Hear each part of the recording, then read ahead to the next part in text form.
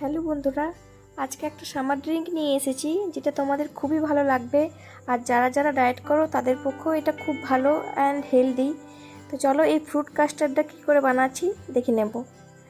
প্রথমেই আমি কতগুলি ফল নিয়ে নিয়েছি। ফলের মধ্যে আছে তালের কোয়া, খেজুর, চেরি, কলা, আঙ্গুর, কিশমিশ।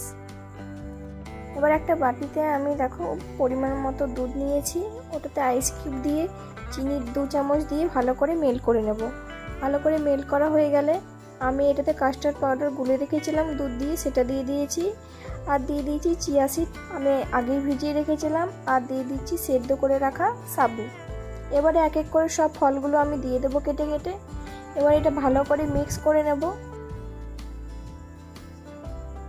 তো আমাদের মিক্সিং করা হয়ে গেছে, দেখো রেডি হয়ে গেছে ফ্রুট কাস্টার্ড। ভালো লাগলে অবশ্যই একটা লাইক করে দিও।